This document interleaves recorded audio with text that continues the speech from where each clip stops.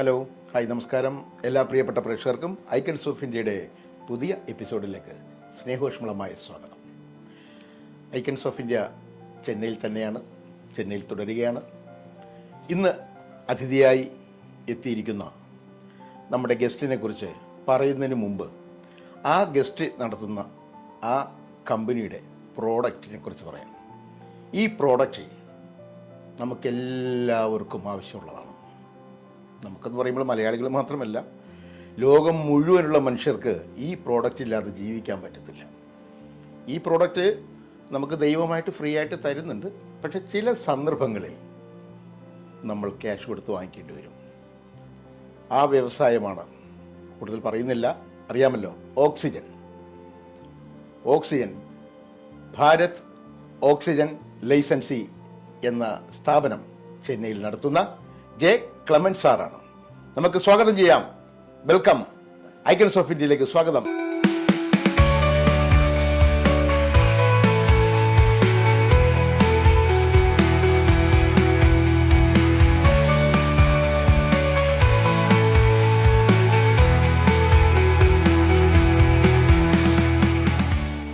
അപ്പോൾ സാറിൻ്റെ വിശേഷമാണ് ഇന്ന് ഞങ്ങളുടെ പ്രേക്ഷകർ. ഇപ്പോൾ അവർക്ക് ഒരു ആകാംക്ഷയായി, ഓക്സിജൻ വ്യവസായമാണ്. അതിനെക്കുറിച്ച് അധികം ആളുകളൊന്നും ഈ ഫീൽഡിൽ ഇല്ലാത്ത കാരണം പുതുമയുള്ള കുറേ അറിവുകൾ കിട്ടും എന്നുള്ള പ്രതീക്ഷയിലാണ്. അപ്പോൾ സാറ് പറഞ്ഞോളൂ, ഭാരത് ഓക്സിജൻ ലൈസൻസിയെ കുറിച്ച് തന്നെ പറഞ്ഞോളൂ. 89 കാലഘട്ടത്തിൽ ചെന്നൈയിൽ വന്നു. അതിൻ്റെ ഒരു വർഷത്തോളം ഒരു കമ്പനി സെയിൽസ് റെപ്രസെന്റേറ്റീവ് ഏകദേശം 35 വർഷമായിട്ട് സാർ ചെന്നൈയിലുണ്ട്. Okay sir. അപ്പം 90-ലാണ് ഞാൻ ഒരു ചെറിയ കടമാര് തുടങ്ങിയിട്ട് 2010-ലാണ് ഈ കമ്പനി തുടങ്ങുന്നത്. ഓക്സിജൻ എന്ന് പറഞ്ഞാൽ ഈ ഓക്സിജൻ്റെ ഉപയോഗം എന്ന് പറഞ്ഞാൽ മെയിനായിട്ട് നമ്മൾ ആശുപത്രിയുടെ മെഡിക്കൽ ഓക്സിജനായിട്ട് ഉപയോഗിക്കും. ഇതേ സെയിം പ്രൊഡക്റ്റാണ്. അത് വേറെ കളർ അടിച്ചു കഴിഞ്ഞാൽ മെഡിക്കൽ ഓക്സിജനായി. അത് കഴിഞ്ഞിട്ട് മുഖ്യമായിട്ട് ഉപയോഗം ഇരുമ്പ് കമ്പനികളിലെ സ്റ്റീൽ കട്ട് ചെയ്യാൻ വേണ്ടി ഉപയോഗിക്കും. ഓക്സിജനും LPG ചേർന്ന് കട്ട് ചെയ്യുമ്പോൾ ഇരുമ്പ് കട്ടാകുന്നത് ഭയങ്കര സ്ട്രോങ് ആയിട്ട് കട്ടാവും. എല്ലാം എത്ര തിക്നെസ് ഉള്ളതും LPG-യും ഓക്സിജനും ചേർത്ത് കഴിഞ്ഞാൽ കട്ടായി. മനുഷ്യർക്ക് ശ്വസിക്കാനുള്ള ചെറുത് മുതൽ സ്റ്റീൽ കട്ട് ചെയ്യാനുള്ള ഓക്സിജൻ നമ്മളിവിടെ. പിന്നെ അത് വന്നിട്ട് പല ഉപയോഗങ്ങളുണ്ട്. ലാബിലേക്ക് ഉപയോഗിക്കും ഓക്സിജന്, മെഡിക്കല്, ഗ്യാസ് കട്ടിങ്, ലാബിലേക്ക് പല ഉപയോഗങ്ങളുണ്ട് ഓക്സിജന്റെ ഉപയോഗങ്ങൾ. അത് ലിക്വിഡ് രൂപത്തിൽ ഉപയോഗിക്കും. നമ്മളിപ്പോൾ ഗ്യാസ് വരുന്നത് തന്നെ ലിക്വിഡായിട്ടാണ്. ലിക്വിഡായിട്ട് നമ്മുടെ കമ്പനി വന്നു ടാങ്കിനകത്ത് കയറ്റിയിട്ട് അത് വന്നിട്ട് നമ്മൾ വേപ്പറൈസിൻ്റെ കൂടെ ഗ്യാസായി കൺവേർഷൻ ചെയ്തിട്ട് 150 ബാറോ അല്ലെങ്കിൽ 200 ബാറോ ആക്കിയാണ് ആൾക്കാർ കൊടുക്കുന്നത്. അപ്പോൾ അതിൻ്റെ ഉപയോഗങ്ങൾ ലാബിലേക്കും ഇരുമ്പ് കട്ടിങ്ങിന് വേണ്ടും മെഡിക്കലിന് വേണ്ടി ഉപയോഗിക്കും. ഇതാണ് മെയിൻ. അതൊരു പ്രൊഡക്റ്റ്. പിന്നെ വന്നിട്ട് ആർഗൺ എന്നറിയാതാണ്.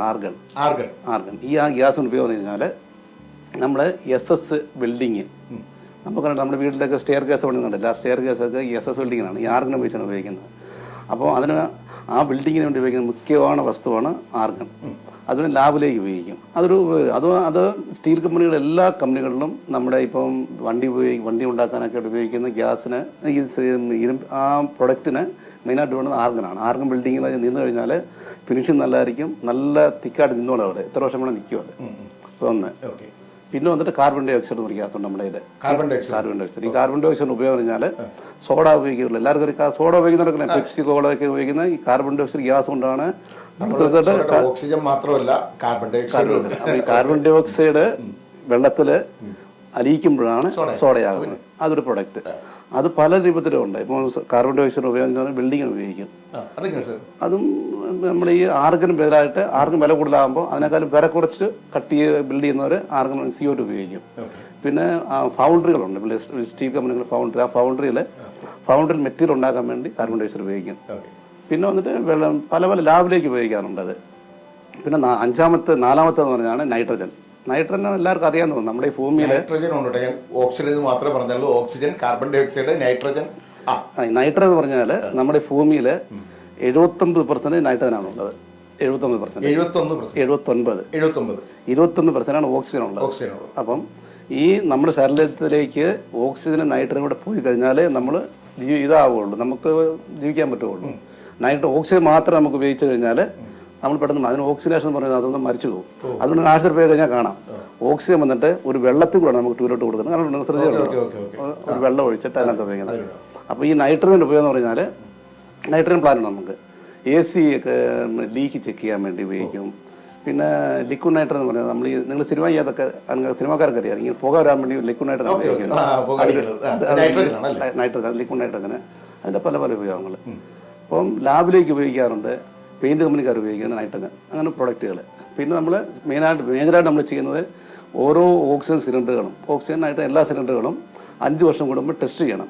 സെൻട്രൽ ഗവൺമെൻറ് അപ്രൂവൽ ഉള്ളത് ടെസ്റ്റ് ചെയ്യണം. അതിൻ്റെ നമ്മൾ ടെസ്റ്റിംഗ് സ്റ്റേഷനുണ്ട് നമുക്ക് റിസൾട്ട് ടെസ്റ്റ് ചെയ്യും. പിന്നെ ഈ ഗ്യാസിൽ പലതരം മിക്സർ ഗ്യാസുകളുണ്ട്, hydrogen mixer, nitrogen mixer, argon mixer, ആ മിക്സറെല്ലാം ചെയ്യുന്നുണ്ട് നമ്മൾ. അതിന് എല്ലാ സെറ്റപ്പ് നമ്മളുണ്ട്, അതിനുള്ള ലാബുണ്ട്, അതിനുള്ള അനലൈസർ ഉണ്ട്, എല്ലാം ഉണ്ട്, അങ്ങ് പങ്കാളി ചെയ്യുന്നുണ്ട്. എത്രത്തോളം ഓക്സിജൻ സിലിണ്ടർ ഇപ്പം നമ്മുടെ കയ്യിലുണ്ട്? നമ്മുടെ മൊത്തത്തിൽ ഒരു 16,000 സിലിണ്ടർ കാണും. 16,000. ഒരു സിലിണ്ടറിന്റെ വില ഇപ്പോൾ ഒരു 13,000 വരുന്നുണ്ട്. ഒരു 16,000 സിലിണ്ടർ നമ്മുടെ ഉണ്ട്. ഇപ്പൊ കൊടുത്തുകൊണ്ടിരിക്കുന്ന ഹോസ്പിറ്റലുകളുടെ പേരൊക്കെ പറയാം. ഇവിടെ ഈ ഏരിയയിലെ കംപ്ലീറ്റ് സാധനങ്ങൾ നമ്മൾ മെയിനായിട്ട് ഹോസ്പിറ്റലല്ല ബേസ് ചെയ്യുന്നത്. ഇത് വന്നിട്ട് ഈ സ്ഥലം വന്നിട്ട് ഇൻഡസ്ട്രിയൽ ഏരിയ ആണ്, കുമ്മിടിപ്പുണ്ടി സിസ്കോഡ് എന്ന് പറയും. അപ്പൊ ഇവിടെ മേജറായിട്ട് നമ്മൾ ഇവിടെ സ്റ്റീൽ കമ്പനികൾക്കാണ്, സ്റ്റീൽ കമ്പനികൾ. പിന്നെ നമ്മൾ മെയിനായിട്ട് വോൾട്ടാസ്, ഹാവൽസ്, അങ്ങനെയുള്ള എ സി പ്രൊഡക്ഷൻ കമ്പനികൾ കൊടുക്കാറുണ്ട്.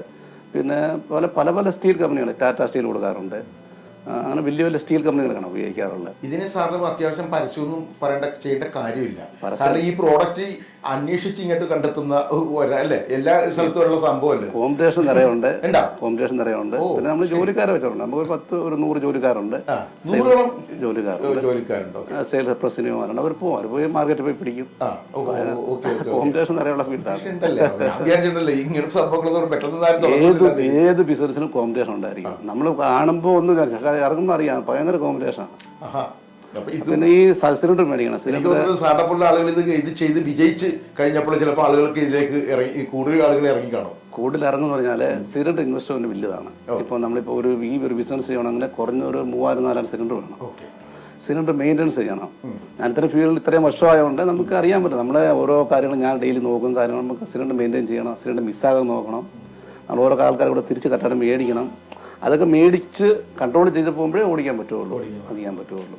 സാർ, ഞാൻ ഈ ഓക്സിജൻ സിലിണ്ടറിനെ കുറിച്ച് നമ്മൾ കൂടുതലും കേട്ടേക്കുന്നത് നമ്മുടെ കോവിഡ് സമയത്താണ്. അന്നാണ് ഓക്സിജൻ സിലിണ്ടറിന് വേണ്ടി ആളുകളൊക്കെ നെട്ടോട്ട് ഓടുന്ന സംഭവം കണ്ടത്. അന്ന് അവസ്ഥയിൽ ഇവിടെയും അന്ന് ഞാൻ ആ മെഡിക്കൽ ഓഫീസ് സമയത്ത് ഞാനൊരു 2,000 പേർക്കോളം ഗ്യാസ് ഫ്രീ ആയിട്ട് കൊടുത്തു. അതിനകത്ത് നമ്മുടെ തമിഴ്നാട് ഗവൺമെന്റിന് ഒരു 25 ലക്ഷം സിലിണ്ടർ ഫ്രീ ആയിട്ട് കൊടുത്തിരുന്നത് ആ സമയത്ത് ഗവൺമെന്റിന്. അപ്പം അതൊക്കെ അറിഞ്ഞുകൊണ്ടാണ് സ്റ്റാലിൻ ഞങ്ങളുടെ മുദ്രമേച്ചർ എന്നെ വിളിച്ച് ഒരു പൊന്നാടയൊക്കെ അണിയുകയും ചെയ്തു. ആ സമയത്ത് വലിയൊരു ഉപകാരമാണ് ഞാൻ അന്ന് എനിക്ക് തോന്നുന്നു ഡൽഹി തൊട്ട് ആന്ധ്ര എല്ലാ സ്ഥലത്തേക്കും ഞാൻ സപ്ലൈ കൊടുക്കുമായിരുന്നു. എൻ്റെ കമ്പനി ഇവിടുന്ന് ഒരു 15 കിലോമീറ്റർ ദൂരത്തിന് വണ്ടി നിൽക്കുമായിരുന്നു. എല്ലാവരും കൊടുത്തില്ല. നമ്മൾ ഏറ്റവും പാവപ്പെട്ടവർ, ഇപ്പം നമ്മുടെ ഒരു പഞ്ചായത്ത് മെമ്പർ ഒന്ന് കൊടുക്കുകയാണെന്നുണ്ടെങ്കിൽ 1 ലിറ്റർ കൊടുത്താൽ അങ്ങനെ ഒത്തിരി പേർക്ക് 12,000 പേർക്ക് ഗ്യാസ് കൊടുത്തിട്ടുണ്ടെന്ന്. ആ 89 കാലത്ത് ഞാൻ ചെന്നൈ വരുമ്പോൾ എനിക്ക് ജോലി കിട്ടാത്തതുകൊണ്ട് ഞാൻ ആ ആവിൻ പാൽ ഉണ്ടാകുന്ന കമ്മലാണ് ജോലിക്ക് കയറിയത്. അപ്പോൾ എൻ്റെ പണി എന്ന് പറഞ്ഞാൽ വണ്ടി ക്ലീനറായിരുന്നു, വണ്ടി പാൽ കയറ്റി ഇറക്കുക, ആ ഒരു പരിപാടിയായിരുന്നു. ഒരു 6 മാസത്തോളം അങ്ങനെയാണ് ജോലി ചെയ്തത്. അത് കഴിഞ്ഞപ്പോഴാണ് എനിക്ക് ഒരു മദ്രാസിൽ മണലിലുള്ള ഒരു കമ്മലിൽ സിലിണ്ടർ കയറ്റിയായിരുന്നു ജോലി കിട്ടി. സിലിണ്ടർ ലോഡിങ് കയറ്റുക ഇറക്കുക ഒന്ന് പണി കിട്ടി.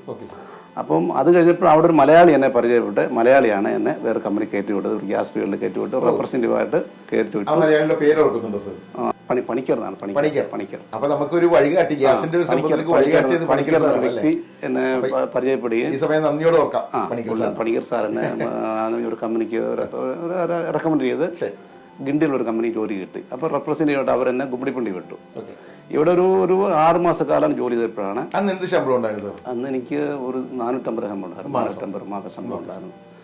വണ്ടിയെ ക്ലീനായിട്ട് ചെല്ലുമ്പോൾ എനിക്ക് എത്രയാണ്, ഒരു മാസം 300 ശമ്പളമായിരുന്നു, 300 രൂപ. ഇപ്പം ഇവിടെ 400 രൂപ ശമ്പളം കിട്ടി. ഒരു വർഷത്തൊക്കെ ഒരു 8 മാസക്കാലം ജോലി ചെയ്തപ്പോഴേ അവിടെ കമ്പനി മൂടി. ഞാൻ ജോലി ചെയ്ത കമ്പനി പൂട്ടി. അവിടെ ഓണർക്ക് എന്താ പ്രശ്നങ്ങളൊക്കെ ആയിട്ട് കമ്പനി മൂടി, അതായത് ഇൻകം ടാക്സ് പ്രശ്നങ്ങളൊക്കെ ആയിട്ട് മൂടി. അതിപ്പോൾ ഞാൻ പിന്നെ ഇവിടെ സ്വന്തമായിട്ട് ചെറിയൊരു കട തുടങ്ങി. ആദ്യം 1 സെന്റ് ചെയ്തു, 2 സെന്റ് ചെയ്തു. നമ്മളെ കൊണ്ട് ഒരു ദിവസം ഒരു 5,000 സെന്റ് ചെയ്യാൻ പറ്റുന്നുണ്ട്. 5,000 അല്ല, അന്ന് നമ്മൾ വെളിയിൽ നിന്ന് മേടിച്ച് മറിച്ച് വെക്കണം.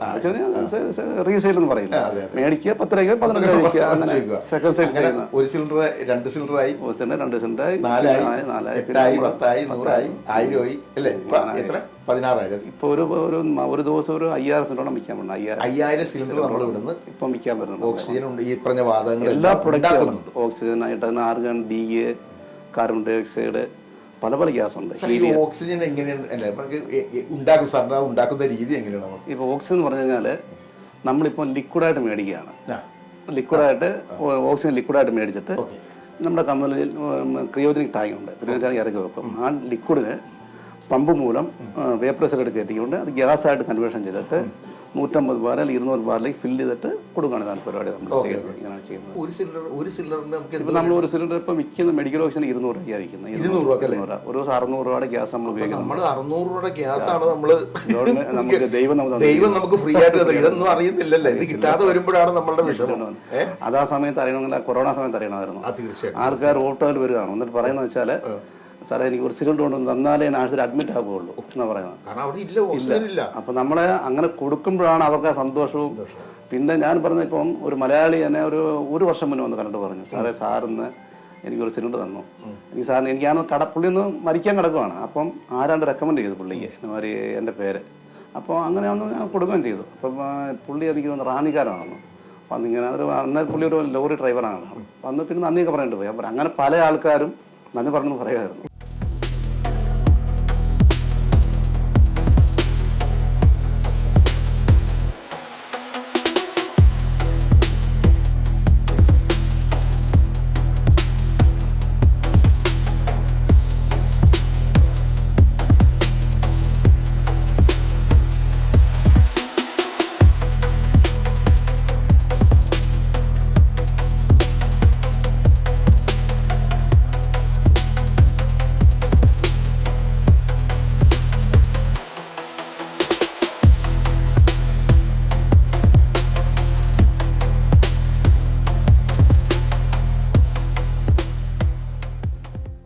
കുട്ടനാട് ഏറ്റവും നല്ല ഓക്സിജൻ കിട്ടുന്ന സ്ഥലമാണ് അല്ലേ? പട്ടണത്തിൽ നിന്ന് മാറി നല്ല നെൽവയലും തെങ്ങിൻ തോപ്പും ഒക്കെ അടിച്ചിട്ട് ആടി ഒലഞ്ഞ നെല്ലിൻ തോപ്പിൻ്റെ ഒക്കെ സ്മെല്ലും ശുദ്ധമായ ഓക്സിജനൊക്കെ കിട്ടുന്ന സ്ഥലത്ത് നിന്നാണ് സാറ് വന്നതല്ലേ? പറയും സാർ അതിൻ്റെ വിശേഷങ്ങൾ. സാറിൻ്റെ വീട്ടിൽ വരുന്നത് നാട്ടിൽ വന്നിട്ട് കുട്ടനാട്ടില് പുതുക്കരി എന്ന സ്ഥലമാണ് വീട്. പുതുക്കരി ഏറ്റവും ഒരു കൊച്ചു ഗ്രാമം. കൈനകരിക്കൊക്കെ അടുത്താണ്. കൈനകരിക്കും മിത്രകരിക്കും അടുത്താണ്. രാമങ്കരി അറിയാലോ? രാമങ്കരി പുതുക്കരി അവിടെയൊക്കെ അതാണ് നമ്മുടെ അവിടാണ് സ്ഥലം. അപ്പം എന്റെ അച്ഛനും അമ്മയും നാട്ടിൽ തന്നെയാണ്. എന്റെ വീട്ടുപേര് പരുത്തിക്കാട് എന്നാണ്. പരുത്തിക്കാട്. അച്ഛന്റെ പേരെന്തായിരുന്നു? അച്ഛന്റെ പേര് അമ്മ അമ്മയുടെ പേര് തെയ്യാമ്മ. രണ്ടുപേരും ജീവിച്ചിരിപ്പുണ്ട്. രണ്ടുപേരും സുഖമായിരിക്കുന്നു. നല്ല ഓക്സിജൻ അല്ലേ അവിടെ കിട്ടുന്നത്? അതൊക്കെ 100 വയസ്സ് വരെയൊക്കെ ഏറ്റവും കുറഞ്ഞേ ജീവിച്ചിരിക്കും. 90 വയസ്സുണ്ട്. അമ്മയ്ക്ക് ഒരു 88 വയസ്സുണ്ട്. അതാ പറഞ്ഞത്. കാരണം നമ്മൾ ശ്വസിക്കുന്ന അതാണ് നല്ലതാണെങ്കിൽ കുറെ ആൾ നമുക്ക് ആയുസ് കിട്ടും. അത് മെയിനായിട്ട് അവരൊക്കെ ഒത്തിരി കഷ്ടപ്പെട്ടാണ് ഞങ്ങൾ വളർത്തിയത്. കർഷകരായിരുന്നു. കഷ്ടപ്പെട്ട് വളർത്തിയതുകൊണ്ടാണ് അവർക്ക് അസുഖമില്ലാത്തത്. അച്ഛനൊക്കെ ഒരു അസുഖം, അമ്മയ്ക്ക് ഒരു അസുഖം. അതെ. സാർ പഠിച്ച സ്കൂളിനെ കുറിച്ച്? ഞാൻ പഠിച്ചു വന്നിട്ട് എടത്തോല് സെന്റ് ജോർജ് കോളേജിലാണ് പ്രീ ഡിഗ്രി വരെ പഠിച്ചത്. 1ാം ക്ലാസ് തൊട്ട് മിത്രഗിരി സ്കൂൾ ഗവൺമെന്റ് സ്കൂളിൽ പഠിച്ചു. 5ാം ക്ലാസ് തൊട്ട് എടത്തോ സെന്റ് ജോർജ് സ്കൂള്, പിന്നെ 2 വർഷം സെന്റ് ജോർജ് കോളേജ്. അന്ന് കൂടെ പഠിച്ച ആളുകളൊക്കെ ഓർക്കുന്നുണ്ടോ? ഞങ്ങൾ ഇപ്പോഴും 10ാം ക്ലാസ് പഠിച്ച പിള്ളേരൊക്കെ ആയിട്ട് ഒന്നിച്ച് കൂടുന്നുണ്ട്. വാട്സാപ്പ് ഗ്രൂപ്പ് ഉണ്ട്. വർഷം കൂടും. രസമല്ലേ? വർഷം കൂടാറുണ്ട്. ഇപ്പൊ 3-4 വർഷമായിട്ട് കൂടുന്നുണ്ട്. എല്ലാവരും പരിചയമുണ്ട്. അതിനകത്തൊരു അന്നത്തെ കാലത്ത് 60 പേരെ കാണുമല്ലോ. അതിനകത്ത് 15-20 പേരായിട്ട് പരിചയമുണ്ട്. നമ്മളിങ്ങനെ ചെന്നൈയിലേക്ക് എത്താനുള്ള കാരണം ഞാൻ ആലോചിക്കുന്നത്. നമുക്ക് നാട്ടിൽ നിന്നും ചെന്നൈയിലേക്ക് എത്താനും ഇങ്ങനെ ഒരു ബിസിനസിന്റെ ഐഡിയ വരാനുള്ള നാട്ടിൽ ഇങ്ങനെ ടൈപ്പിംഗ് സ്റ്റോർ കഴിഞ്ഞപ്പോൾ ഒരു 19 വയസ്സായപ്പം പണിയൊന്നുമില്ലാതെ പോയി. അപ്പം കണ്ടത്ത് കൃഷി നമ്മുടെ നാട്ടിൽ മൊത്തം നെൽകൃഷിയാണ്. നെൽകൃഷിക്ക് ഇങ്ങനെ അവർക്കൂടെ കള പറിക്കാനും പരമ്പരാണ് പോകാൻ ഇടയ്ക്കൊക്കെ. ആ സമയത്താണ് എൻ്റെ അച്ഛൻ്റെ അനിയനൊക്കെ ആവടി സ്ഥലത്തുണ്ടാകുക ചെന്നൈയില്. പുള്ളിയൊരു റെയിൽവേ ജോലിക്കാരാണ്. അപ്പം പുള്ളി പറഞ്ഞ് നീ നമുക്ക് റെയിൽവേ ജോലി നോക്കാൻ പറഞ്ഞു. അന്നത്തെ കാലത്ത് ഞാൻ വരുന്ന കാലത്തൊക്കെ റെയിൽവേയിലൊക്കെ റെക്കമെൻഡേഷൻ ഉണ്ട്, കിട്ടുമായിരുന്നു. വലിയ ഓഫീസർമാരുടെ കൂടെ നിന്ന് കഴിഞ്ഞാൽ കിട്ടുമായിരുന്നു. അങ്ങനെ വന്നതാണ്. അന്ന് 2 മാസം തൊട്ട് നമുക്ക് ശരിയായില്ല. അന്നേരമാണ് ഞാൻ പറഞ്ഞു മറ്റേ ആ വണ്ടി ആ അവിടേക്ക് ഒരു ക്ലീനായിട്ട് പോയി. ക്ലീനായിട്ട് ഒരു 6 മാസം ജോലി ചെയ്തു. അത് കഴിഞ്ഞിട്ട് ഒരു ഗ്യാസ് കമ്പനിയിൽ ലോഡ് ചെയ്യാനായിട്ട് പോയി. അത് കഴിഞ്ഞിട്ട് 6 മാസം കഴിഞ്ഞപ്പം വേറെ കമ്പനിയിൽ എനിക്ക് ഒരു റെപ്രസെന്റേറ്റീവായിട്ട് കിട്ടി. അവിടെ ഒരു 6 മാസം ജോലി ചെയ്തു. അത് കഴിഞ്ഞപ്പോൾ നമുക്ക് ആ കമ്പനി ഇച്ചിരി IT പ്രോബ്ലം ആയപ്പോൾ അവർ മൂടിയപ്പം ഞാൻ തനിയുമായിട്ട് ഒരു ചെറിയ രീതിയിൽ തുടങ്ങി. പതുക്കെ ഇന്ന് ഗുരുവായൂർ ഇത്രയൊക്കെ വന്നു. ഏകദേശം 35 വർഷമായി നമ്മൾ ചെന്നൈ പിടിച്ചു നിർത്തിയിരിക്കുകയാണ്. ചെന്നൈ നമ്മളെ നെഞ്ചോട് ചേർത്തു അല്ലേ? നല്ല ആൾക്കാര്, നല്ല തമിഴ്നാട്ടുകാർ, നല്ല ആൾക്കാര്. തീർച്ചയായും എല്ലാവർക്കും അത് അഭിപ്രായമുള്ളൂ. ബിസിനസ്സിന് ഏറ്റവും പറ്റിയ സ്ഥലമാണ്. നല്ല സ്നേഹമുള്ള ജനങ്ങൾ, ആൾക്കാര്. ഇനി നമുക്ക് മെയിനായിട്ടുള്ള ആളെ പരിചയപ്പെട്ടില്ല കേട്ടോ. അച്ഛനും അമ്മ സഹോദരങ്ങൾ രണ്ടുപേരും പറഞ്ഞു. എനിക്ക് ഞങ്ങള് 5 പേരാണ്. എൻ്റെ അച്ഛനമ്മയ്ക്ക് 5 മക്കളാണ്. മൂത്ത മോള് പേര് ലീലാമണി എന്നാണ്. അത് അടുത്ത ഇവിടെ ചങ്ങങ്കരി നടത്താൻ കെട്ടിത്തിരിക്കുന്നത്. പിന്നെ എൻ്റെ മൂത്ത ചേട്ടൻ മാർട്ടിന് ഒരു 2 അനിയന്മാർ. എല്ലാം ഞങ്ങൾ ഇവിടെ കുമ്പിടിപ്പള്ളി സ്ഥലത്ത് തന്നെ സെറ്റിലായിരിക്കുകയാണ്. ചേട്ടൻ വന്നിട്ട് ഒരു മോട്ടോർ റിവൈലിംഗ് കട വെച്ചിരിക്കുന്നു. അനിയൻ വന്നിട്ട് എൻ്റെ മാതിരി ഒരു ഗ്യാസിന്റെ ഡീലർഷിപ്പ് കുറച്ച് ദൂരം വെച്ചിരിക്കുന്നു. ഇളയ അനിയൻ ഫാബ്രിക്കേഷൻ ഫീൽഡ്. ഞങ്ങൾ എല്ലാവരും ഇവിടെ സെറ്റിലായി. എല്ലാവരും ചെന്നൈയിൽ തന്നെയൊക്കെയുള്ള ബിസിനസ്സുകാരൊക്കെ നിൽക്കുവാണ്. ഞാൻ നാട് മറന്നിട്ടില്ല, നാട്ടിൽ പോകും. വീടും ഒക്കെ ഉണ്ട്. സാറിന്റെ ഭാര്യയുടെ പേര്? എൻ്റെ ഭാര്യയുടെ ഒരു സിന്ധു എന്നാണ്. നാട്ട് മലയാളിയാണോ? മലയാളിയാണ്. എവിടെ? കുട്ടനാട് തന്നെയാണോ? ഇല്ലല്ല, ചങ്ങനാശ്ശേരിയാണ്. അടുത്ത് തന്നെ. കുട്ടനാട് ചങ്ങനാശ്ശേരി. ചങ്ങനാശ്ശേരി മാന്തൂരത്തിലാണല്ലേ? എങ്ങനെയാണ് പരിചയം വഴിയാണോ അത് വീട്ടുകാർ വഴിയാണോ? ആണല്ലേ? അപ്പോൾ ചെന്നൈയിൽ നമ്മൾ ബിസിനസ് ചെയ്തോണ്ടിരിക്കുന്ന ഇടക്കാണ് കല്യാണം നടക്കുന്നത് അല്ലേ? 10 രൂപയൊക്കെ ഉണ്ടാക്കി കഴിഞ്ഞപ്പോഴാണ് നമുക്ക് ആലോചന വന്നത് അല്ലേ? പെണ്ണ് കാണാൻ പോയി, നാട്ടിൽ പോയി. അവിടെ അച്ഛനും അവരുടെ അനിയനും സ്വന്തക്കാരൊക്കെ ഇവിടെ വന്ന് എന്നെ കണ്ട് ഇഷ്ടപ്പെട്ടാണ്. ഒറ്റ പെണ്ണ് കണ്ടിട്ടുള്ളൂ? പെണ്ണ് കാണൽ കുറെ നടന്നു, കുറെ ചായ കുടിച്ചോന്ന് ചോദിക്കാൻ. അവസാനം നമ്മുടെ സിന്ധു അല്ലെ? സിന്ധുവിലാണ് നമുക്ക് ദൈവം നമ്മുടെ അല്ലെ തലവരയിൽ സിന്ധുവാണ് നമ്മുടെ ഭാര്യയായിട്ട് വരേണ്ടത്. അപ്പൊ മക്കള് 3 മക്കളാണ്. മൂത്ത മോൻ്റെ ഒരു യെബിൻ എന്ത് ചെയ്യണം സാർ? അവനിപ്പോ സ്വന്തം ബിസിനസ് ആണ്. സാർ പറഞ്ഞു സാറ് പഠിക്കും, അത് പഠിപ്പിച്ചതിന് ശേഷം പിന്നെ പിള്ളേരൊക്കെ ബിസിനസ്സിലേക്ക് ഇറക്കുവാണ്. അതാണ് കറക്റ്റ് അല്ലേ? ഞാൻ അവനെ ബിസിനസ് ഇട്ട് കൊടുത്തു. അവനെ വെളിയിൽ പോയിരുന്നതാണ്. അപ്പൊ ഞാൻ ഒരു ഇൻഡസ്ട്രി സ്റ്റാർട്ട് ചെയ്തിട്ട് അവനെ കൊണ്ട് ചെയ്യിച്ച് ഇപ്പൊ ഫുള്ള് അതിനകത്തായി. മോന്റെ കല്യാണം കഴിഞ്ഞു. കല്യാണം കഴിഞ്ഞു? എവിടെ? അടുത്ത് തന്നെയാണ് കിട്ടിയത്? ഇവിടെ തന്നെ, ഇവിടെ പെണ്ണെ കിട്ടിയിരിക്കുന്നത്. Okay okay. ബന്ധം അപ്പൊ കൂടുതൽ സ്ഥാപിച്ചു ഇവിടെ ചെന്നൈയിൽ. ആ കൊച്ചിന്റെ പേര് ഫിലോമിന എന്നാണ്. ഫിലോമിന. പിന്നെ രണ്ടാമത്തെ മോന്റെ പേര് ഫെബിൻ ആണ്. ഫെബിൻ. അവനിപ്പോ US പഠിച്ചുകൊണ്ടിരിക്കുകയാണ്. US പഠിക്കുകയാണ്. ഒരാൾ പിന്നെ അങ്ങോട്ട് പഠിക്കാൻ പറ്റല്ലേ? വന്നു കഴിഞ്ഞിട്ട് ബിസിനസ് ചെയ്യാൻ വേണ്ടി. രണ്ടാമത്തെ മോൻ ഇപ്പം പഠിച്ചുകൊണ്ടിരിക്കുന്നു. BE 3rd year പഠിച്ചുകൊണ്ടിരിക്കുകയാണ്. ഇവിടെ തന്നെ പഠിച്ചുകൊണ്ടിരിക്കുകയാണ്. അപ്പൊ എങ്ങനെയൊക്കെയാണ് സാറ് ഈ ഞായറാഴ്ചകളൊക്കെ അവധി ദിവസങ്ങളൊക്കെ സന്തോഷിക്കുന്നത്? എല്ലാ മക്കളുടെ കൂടെ കൂടി കറക്കാൻ പോവോ? എങ്ങനെയല്ല, നമ്മളിപ്പോ മെയിനായിട്ട് ഞാൻ ഈ സാമൂഹ്യ പ്രവർത്തനം ചെയ്യാറുണ്ട്. പറഞ്ഞല്ലോ.